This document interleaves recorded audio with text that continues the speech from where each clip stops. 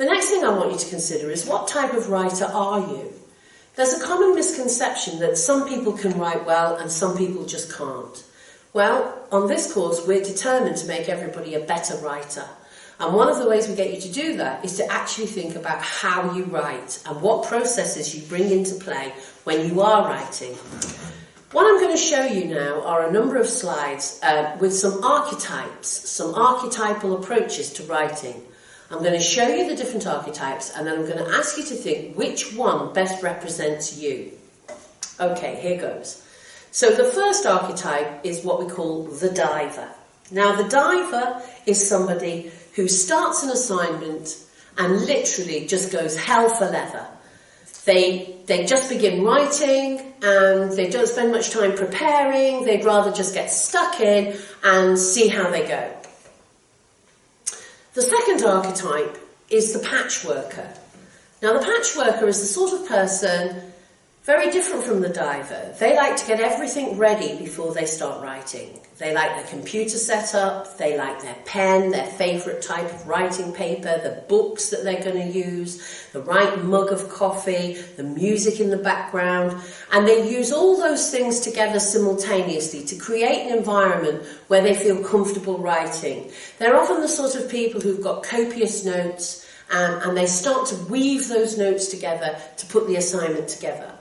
Okay. The third archetype is the grand planner. Now, this is the sort of person that has a diary with all their writing sessions mapped out for weeks ahead. They will be very clear what books they're going to read and in what order they're going to read those books, and how they're going to build the assignment is in a very structured, planned way. Okay, and the fourth archetype is the architect. And the architect is somebody who builds an assignment from the bottom up. They see the assignment as a whole structure, and they use different aspects of assignment planning, the introduction, getting all the topics together, identifying the themes, finding the books they need. They gather these things together as they're going along. So they build the house, if you like, of the assignment as they're going along. Okay, so what I want you to do then is to think about which of those archetypes you are. Think about how you plan when you begin an assignment. What do you do? Where do you do your writing? Where do you do your reading? How do you gather your notes? At what rate do you gather your notes? Are you an orderly person, a disorganised person? And one word of caution, you may well be a mixture of archetypes, okay? I'd also like you to think, what are the advantages of being a different sort of archetype? What's the advantage of being a diver? What's the advantage of being an architect? Okay? And thinking about those archetypes and thinking about how they apply to your way of writing and talking about it with your friends and your colleagues will help you think how you can become more effective, because becoming a good writer is not an accident of birth.